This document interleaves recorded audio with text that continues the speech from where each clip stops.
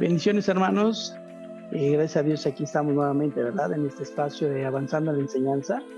Y bueno, pues agradecemos al Señor que en su misericordia nos da esta oportunidad para seguir estudiando, seguir pues analizando este libro, ¿verdad? De una forma general, panorámica, para poder comprender, ¿verdad? Y algunos principios que el Señor nos puede dar a través de estas enseñanzas. Y bueno, pues el título de esta enseñanza es la enseñanza número 16. Se titula el rechazamiento de Israel ni es completo ni definitivo. Entonces, el tema pasado vimos, ¿verdad?, que cuál fue la explicación por el cual el pueblo de Israel fue rechazado. Pero pues vemos, ¿verdad?, que Pablo, el dolor que él sentía por ver a los de su nación, a sus hermanos, dice, en sangre, que ellos vivían pues de una manera que no grata al Señor. Y bueno, pues él se preocupaba por sus almas. De hecho, en esta carta, pues Pablo lo expresa en este capítulo 10.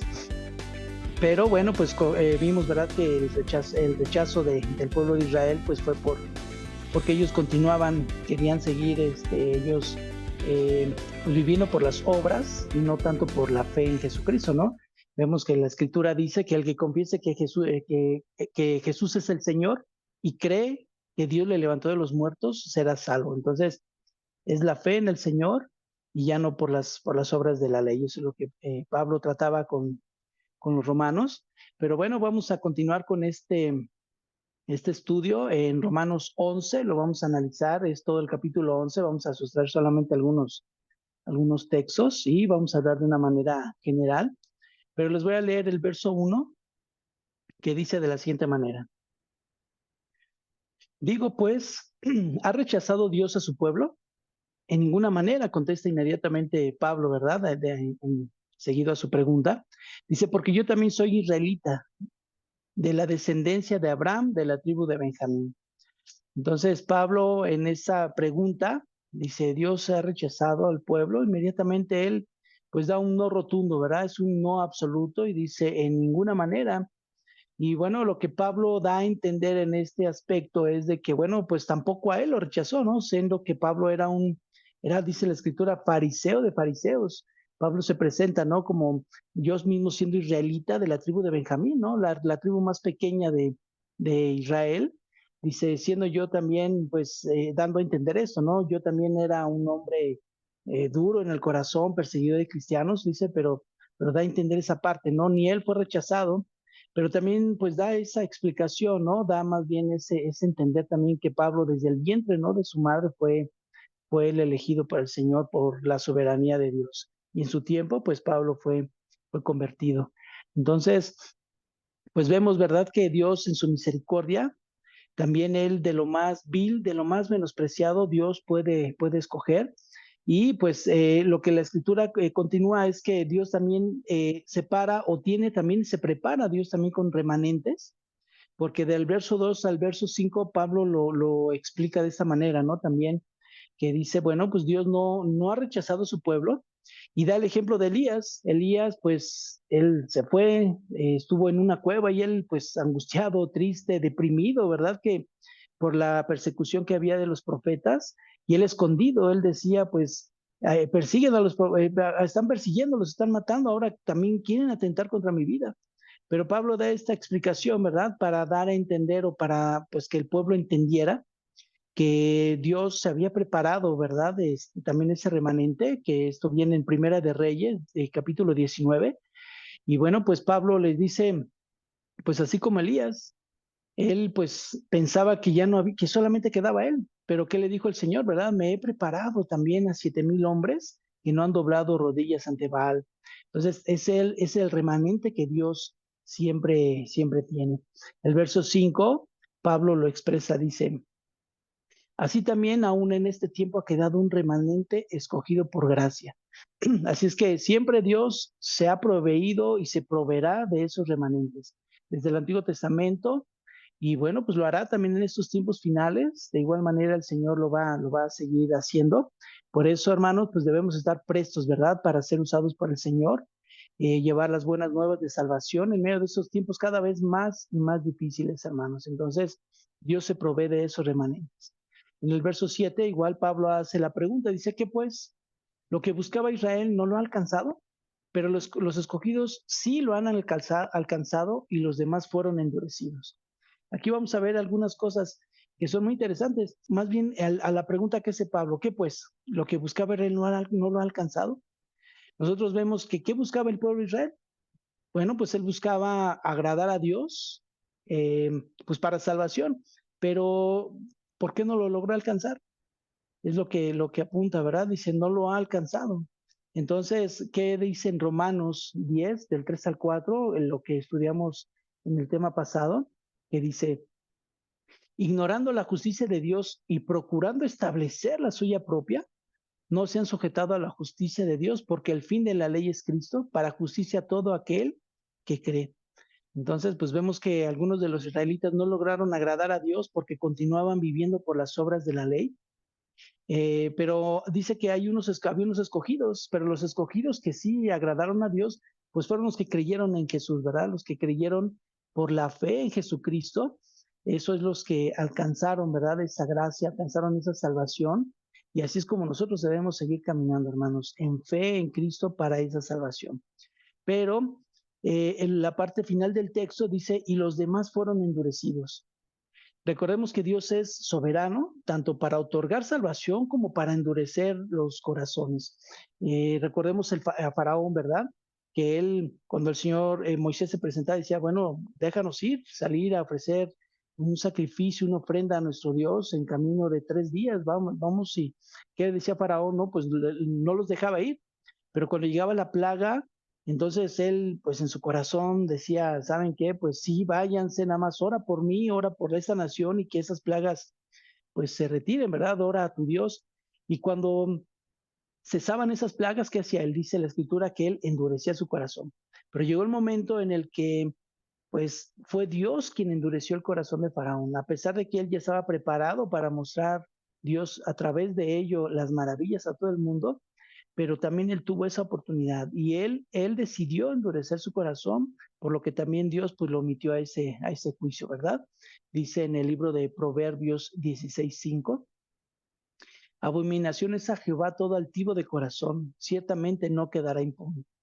Entonces, ese altivo de corazón es un corazón soberbio, un corazón endurecido, es un corazón que pues va a sufrir consecuencias y la más grave consecuencia que puede sufrir un corazón endurecido es pues ir a ese lugar de tormento por toda la eternidad. Entonces, pues no hagamos caso, mis hermanos, al llamado del Señor. De igual manera, si no conoces del Señor, y te predica alguien la palabra de Dios, te enseña de ella, inclusive estás viendo este video o ves algunos otros más que hablen sobre de esto, esté por seguro que Dios es quien está hablando a tu vida y Él desea que tú te vuelvas a Dios para que pues haya un bien, ¿verdad? En tu alma, en el tiempo, por toda la eternidad. Entonces, pues eso es como eso es lo que Dios quiere, ¿verdad? Que no seamos duros en el corazón. El verso 8 dice, como está escrito, Dios le dio espíritu de estupor, ojos con que no vean y oídos con que no oigan hasta el día de hoy. Ese es un corazón, hermanos, que ya pues ya es enjuiciado por el Señor. Dice que Él mismo da, ¿verdad? Dice, dio espíritu de estupor. Entonces, lo que aquí esa palabra quiere decir es también es un letargo. Científicamente, el estupor, hermanos, es alguien que pues realmente en su mente tiene un problema mental y es como entrar en un sueño profundo, es como un estado, en estado de coma, ¿no? Un estado vegetativo, ¿no? Pues carece de facultades de hablar, de ver, de caminar, de escuchar. Y eso es lo que quiere decir este texto, que Dios los puede meter a un espíritu de estupor y bueno, pues ya no puede haber una conciencia, ya no puede haber un arrepentimiento, puesto que ya no hay una conciencia, ¿verdad?, en la mente para tomar una decisión propia, hermanos. Entonces, pues una vez más, ¿verdad? No endurezcamos el corazón, sigamos pues agradando al Señor, hagamos caso a su palabra, a sus mandamientos. Eh, pues podamos decir que Dios es a lo mejor, pues muchos, yo he escuchado, ¿no? Dicen, pues si Dios es amor, ¿cómo puede enviar a alguien al infierno? Pero bueno, sabemos que también Dios da la oportunidad al hombre. En Romanos 9:18, que ya lo hemos visto anteriormente, dice, de manera de quien quiere, tiene misericordia, y al que quiere endurecer, endurece. Esa es la soberanía de Dios, hermanos. Así es que los pensamientos del Señor son mucho más altos de los que nosotros podamos imaginar. Eh, Después en del verso 11 al verso 24, de una manera general, Pablo habla sobre la salvación de los gentiles por la desobediencia del pueblo de Israel. En el verso 11 dice, digo pues, ¿han tropezado los de Israel para que cayesen? En ninguna manera, pero por su transgresión vino la salvación a los gentiles para provocarles a celos. Pablo nuevamente con esas preguntas, ¿verdad? ¿Qué hacen? ¿Han tropezado para que cayesen? Inmediatamente dice, en ninguna manera, nuevamente es un no absoluto, una negativa. Dice, pues claro que no, porque el pueblo de Israel, siendo elegido por Dios, pues no puede desecharlo. Ese lo vamos a ver un poquito más adelante, pero dice, pues el pueblo de Israel es un pueblo que fue elegido y fue tropezado, o sea, tropezó, pero el motivo de ese tropiezo para beneficio nuestro es que nosotros también obtuvimos la salvación por ese rechazo, el rechazo que tuvo Israel, el pueblo de Israel hacia el Evangelio, hacia la fe en Jesucristo. Y bueno, pues esa salvación ahora es otorgada a nosotros, que somos gentiles, y eso mismo provoca a celo a los judíos con el propósito de que ellos también se vuelvan de su error, reivindiquen sus pensamientos y sus caminos y puedan recibir a Cristo como Señor y Salvador y vivir por esa fe a la cual ahora nosotros debemos caminar, ¿verdad? La fe en Cristo. Así es que el tropiezo no es como una caída definitiva, o sea, no está excluido totalmente el pueblo de Israel, sino es como un desequilibrio, ¿verdad? Nada más es un tropiezo. Entonces, pues no está excluido, sino que solamente es para que nosotros recibiéramos el favor de la salvación del Señor. De los versos 17 al 24, pues hay cosas interesantes. Pablo refiere una parábola. Esta parábola habla de un olivo, es un olivo cultivado y un olivo silvestre, y habla de las ramas, ¿verdad? De esos olivos. Y lo que Pablo está dando en esta parábola a entender es de que esas ramas naturales, es decir, el pueblo de Israel, fueron desgajadas y ahora nosotros somos injertados en ese olivo para también tomar de esa savia, de esa raíz de la savia que es Jesucristo. Pero hay algo interesante, ¿verdad? Pablo también hace exhortaciones y les dice, ¿saben qué? Bueno, pues tú dirás, ¿no? Fueron desgajadas esas ramas para que yo fuera injertado. Pero habla el Señor también a través de Pablo de esta carta, que también no debe haber ese orgullo en nosotros. Entonces, aquí hay algo interesante, hermanos, porque cuando dice la escritura, dice que algunas de las ramas del olivo, o sea, las cuales son entre los incrédulos, dice que las ramas naturales fueron desgajadas para que nosotros, las ramas de un olivo silvestre, fuésemos injertadas. Pero este sentido de injertar, de desgajar y de injertar, no tiene el sentido de que ellos son quitados y nosotros somos puestos en lugar de ellos, sino que el sentido correcto es de que fueron desgajados, sí, fueron rechazados por Dios, pero ahora nosotros somos injertados entre ellos. Entonces, por eso es lo que Pablo dice, ustedes son injertados entre las ramas, porque así mismo como Dios tiene el poder para desgajar las ramas naturales, ¿cómo no lo va a hacer con las ramas que no son por naturaleza de ese olivo? Entonces, aquí hay algo bien, bien interesante y es algo pues fuerte también, porque el verso 18 al 20 dice de la siguiente manera, no te jactes contra las ramas, y si te jactas, sabe que tú no sustentas a la raíz, sino la raíz a ti. Pues las ramas, dirás, fueron desgajadas para que yo fuese injertado. Bien, por su incredulidad fueron desgajadas, pero tú por la fe estás en pie. No te ensoberbezcas, sino teme. Entonces, ¿qué es lo que pasa aquí? Pablo les dice, ¿sabes qué? Bueno, pues sí, no te jactes de que esas fueron quitadas, o sea, no te enaltezcas en tu corazón como sintiéndote más, ¿verdad? Y esa palabra que dice no te jactes quiere decir que no debemos sentirnos superiores a nadie. Y así pasa en nuestra vida normal, ¿verdad? Cotidiana. Muchas veces sabemos un poquito más que algún otro o alguien que va comenzando en el evangelio y nos jactamos, ¿no? Y nos sentimos superiores, o yo pudiera predicar mejor que el pastor, o yo pudiera evangelizar mejor que el hermano, yo pudiera eso, pudiera el otro. Entonces, ¿qué es lo que dice la escritura? No te jactes, no te jactes, o sea, tú fuiste injertado, entonces que no, tu corazón no se llene de soberbia. Sabe tú, dice la escritura, debes de saber que tú fuiste injertado por causa de la incredulidad de ellos, pero no es una caída definitiva de ellos, ni tampoco es para que tú te sientas superior a nadie. Eso lo podemos aplicar en nuestras vidas, hermano. Un corazón endurecido, un corazón soberbio, tiende a esa parte, ¿verdad? A sentirse más que pues los demás. Entonces, pues debemos de evitar, ¿verdad? Sentirnos superior a nadie.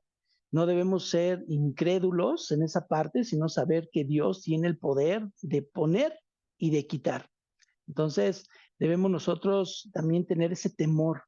Esa parte cuando dice el Señor, ¿verdad? Dice, no te ensoberbezcas, sino teme.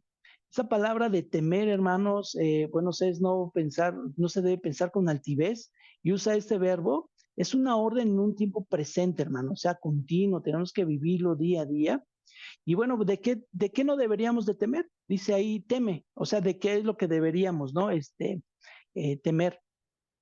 Bueno, pues no se trata de temer porque diga yo, ay, híjole, pues voy a perder mi salvación. O sea, no se trata de perder o conservar la salvación, sino que lo que debemos de temer, hermanos, es de que ya tenemos la salvación y ahora tenemos que vivirla y tenemos que agradar a Dios. Tenemos de tener ese temor en nuestro corazón de seguir agradando al Señor.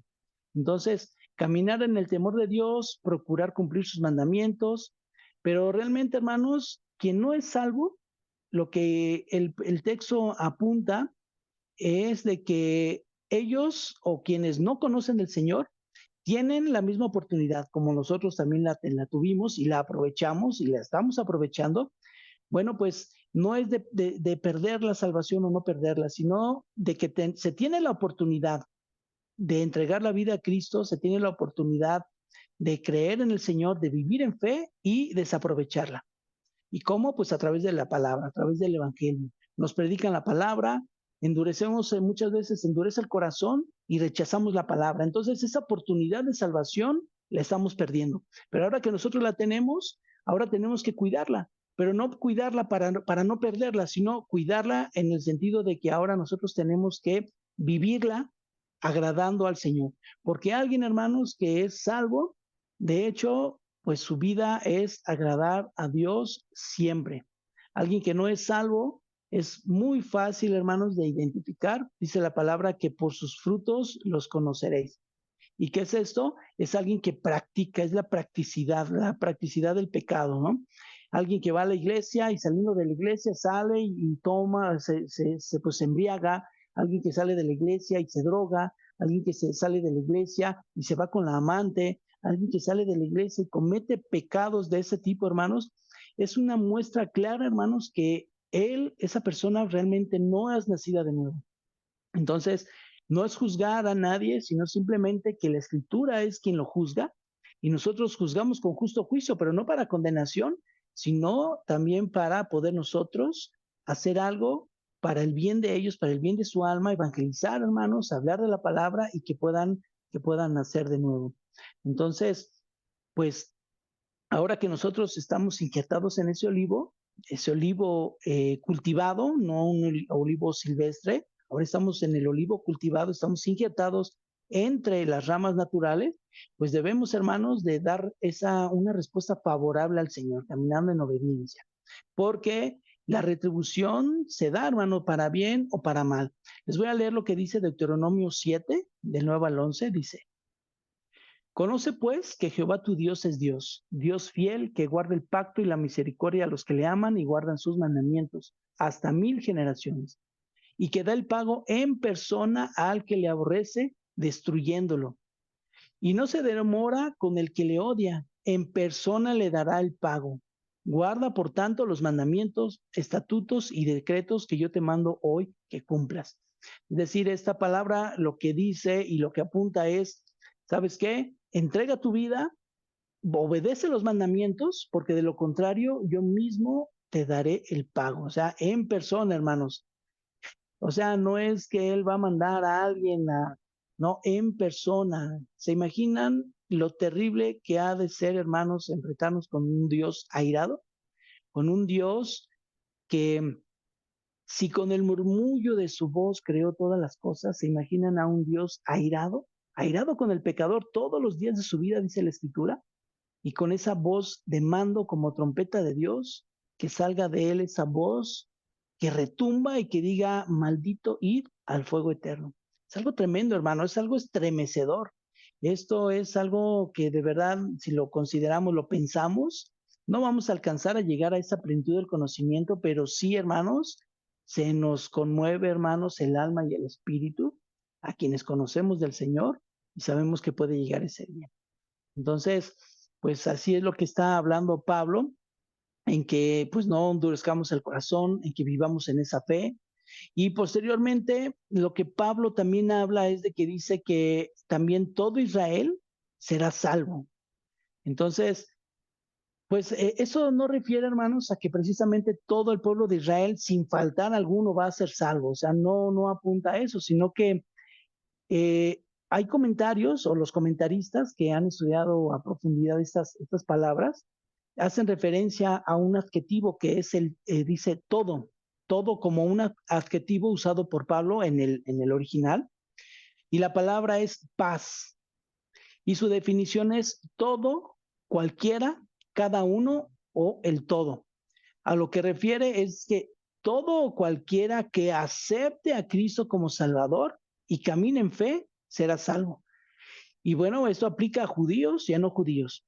Entonces, eso es a lo que refiere todo, pero no todo en una, digamos, en un conjunto, ¿verdad? Todo el pueblo de Israel, todos los israelitas, y no, es todo aquel, y ahí entramos nosotros, los gentiles, entramos todo aquel que confiese que Jesús es el Señor, ese será salvo. Entonces, pues hermanos, vamos a ver aquí una parte bien interesante de igual manera, que es el verso 29 y que dice, porque irrevocables son los dones y el llamamiento de Dios. Esto es algo, bueno, no es difícil de explicarlo, más bien a veces no lo podemos captar, no lo podemos entender también, pero la palabra irrevocable, hermanos, comprende de dos palabras. Su definición es sin lamentar y sin arrepentirse. Esa es la definición de la palabra irrevocable. Así es que pongamos, si Dios eligió al pueblo de Israel, ¿es un don o es un favor gratuito concedido por un llamado? Eso es a lo que apunta el texto, porque irrevocables son los dones y el llamamiento de Dios. Es pues que no hay arrepentimiento de de hacer una dádiva gratuita por el llamado de Dios. Es decir, que don, su definición es una dádiva, haciendo referencia a una liberación de peligro. Esa es la definición de don. Y esa palabra deriva de otra palabra que se define como conceder favor gratuito. Entonces, ¿qué entendemos, hermanos? Que la salvación es un don de Dios y es irrevocable, es decir, Dios no se arrepiente de haberla dado. Y bueno, pues es decir que Dios, al no arrepentirse de haberla dado, pero también da a entender que no quiere decir que alguien que se dice que es salvo y sigue practicando el pecado, pues precisamente lo sea, o sea, alguien nacido de nuevo que vaya a ir al cielo, hermanos. O sea, no, porque un salvo verdadero camina santificándose cada día. A lo que voy, hermanos, es de que hay muchas cosas, ¿no? Que la salvación, que salvos, siempre salvos, y bueno, no es la cuestión de que si yo soy salvo y pierdo mi salvación, no, es que si soy salvo, cuido mi salvación porque soy nacido de nuevo y camino en fe. Pero alguien que se dice salvo, pero está en fornicación, ¿qué dice la Escritura? Que los fornicarios no entrarán al reino de los cielos. A eso, hermanos, se le llama apostasía. La apostasía es algo que es cercano a, pero no dentro a. Después podríamos tocar ese tema, pero la cuestión, hermanos, es de que la apostasía así es como se va a manifestar. Es decir, que nosotros, ¿qué dijo el Señor? Están entre nosotros, pero no son de nosotros. Y también la parábola del trigo y la cizaña. Crecieron juntos, pero realmente el trigo daba fruto y la cizaña no lo daba, y al final de los tiempos dice que fueron arrancados y fueron separados, ¿verdad? Lo que es el trigo y la cizaña. Entonces, pues sería muy interesante después, pues poder analizar estos pasajes que hablan sobre esto. Pero bueno, vamos al último de los últimos versos que dice la escritura en el verso 36, dice, 33, perdón, dice, oh profundidad de las riquezas, de la sabiduría y de la ciencia de Dios. Cuán insondables son sus juicios e inescrutables son sus caminos. Entonces, pues qué expresión, ¿verdad? De Pablo, que es la gran profundidad de las riquezas, pero no son materiales, no son físicas, sino que lo que verdaderamente tiene un valor invaluable, y esos son los tesoros de la sabiduría y de la ciencia de Dios. La sabiduría de Dios, que es su inteligencia, su capacidad de tener juicios y decisiones acertadas, y la ciencia de Dios es su conocer y su saber absoluto de todas las cosas. La segunda expresión refiere a que los juicios y las decisiones o las sentencias que él emite son inescrutables, es decir, que son inexplorables o que no es posible indagarlas, hermano. Además que, bueno, sus caminos son inescrutables. Su definición de esa palabra podemos entenderla, por ejemplo, como cuando alguna persona se extravía en un bosque, ¿no? Podría ser localizada por las huellas que va dejando en el camino, pero como los caminos de Dios no son terrenales, es imposible rastrear esas huellas. Entonces, Dios es poderoso, Dios es superior a todo, así lo apunta en el libro de Isaías, que dice que los pensamientos, dice, mis pensamientos no son vuestros pensamientos, en Isaías 55, 8 y 9, dice, ni vuestros caminos mis caminos, dijo Jehová. Como más altos son los cielos que la tierra, así son mis caminos más altos que vuestros caminos y mis pensamientos más que vuestros pensamientos. Entonces, jamás vamos, hermanos, a poder compararnos o a querer entender a plenitud lo que Dios hace, lo que Dios piensa, porque Dios es por sobre todas las cosas. Entonces, así lo apunta en el verso 34 y 35 de Romanos. Dice, porque ¿quién entendió en la mente del Señor? ¿O quién fue su consejero? ¿O quién le dio a él primero para que le fuese recompensado? Entonces, pues nadie, ¿verdad? No se va a sentar el Señor a ver, ¿qué consejo me das? ¿Cómo puedo hacerlo? ¿Tú qué piensas? O sea, Dios hace las cosas perfectas y en su soberanía a como Él quiere hacerlos. Aunque no entendamos nosotros por qué lo hace y cómo lo hace, pero Dios es justo, Dios es fiel, Dios es perfecto y todo lo que Él hace es para bien, hermanos, para todos los que le amamos, dice la Escritura también. Y bueno, el último verso, el 36, es algo de veras grandioso, ¿verdad? Porque se da a conocer toda la creación y todo lo que ha hecho el Señor. Dice, porque de Él y por Él y para Él son todas las cosas. A Él sea la gloria por los siglos. Amén. Entonces, este versículo, ¿verdad? Podemos entender que todas las cosas proceden de Dios y todo es a través de Dios y todo vuelve a Dios. Entonces, hermanos, todo le pertenece a Él.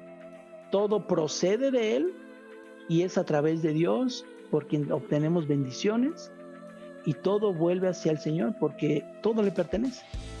Entonces, debemos darle gracias a Dios, hermanos, de que el pueblo de Israel de cierto modo tuvo ese tropiezo, ese rechazo del Señor de cierta manera en su rebeldía, en su desobediencia, porque así de ese modo es como nosotros alcanzamos también la salvación y las buenas nuevas del Evangelio, hermano. Entonces, de esa misma manera, así como Dios nos las dio por gracia, debemos impartirlas por gracia. Debemos predicar su palabra en tiempo, fuera de tiempo, hermanos. Debemos de pedirle al Señor que nos dé esa sabiduría para predicar la palabra. Y si tú no has entregado tu vida al Señor, hazlo. Hazlo porque hoy es tiempo todavía. Dice que Dios puede ser hallado, mientras haya vida, hay esperanza. Y mientras podamos buscar al Señor, debemos esforzarnos, debemos escuchar su palabra, debemos nosotros pues caminar en obediencia a Dios. Si tú no has entregado tu vida, acércate con alguien que conoce el Evangelio y dile, Él te podrá guiar, te podrá decir, te podrá aconsejar y te podrá guiar y te podrá discipular para poder caminar en obediencia al Señor. Entonces, hermanos, pues hemos concluido en este verso 11. Pues vamos al siguiente tema. se llama La justicia de Dios en la vida práctica. Eso ya comprende ya todos los demás versículos, capítulos, que es del 12 al 16. Pero hermanos, vamos a estudiarlos de una forma panorámica, quizás dos o tres enseñanzas más para concluirlo, pero el 12 es el que es algo bien interesante. Entonces, pues vamos a seguir, hermanos, estudiando, seguir orando al Señor y sobre todo, pues continuemos poniendo por obra todo lo que aprendemos de Dios. Entonces, pues que Dios les bendiga, hermanos, que Dios les guarde y sigamos escudriñando las Escrituras, hermanos, para que podamos tener el entendimiento correcto de parte de Dios, no del hombre, sino de Dios. Que Dios les bendiga, que el Señor les guarde y nos estaremos viendo para la próxima, hermanos. Bendiciones.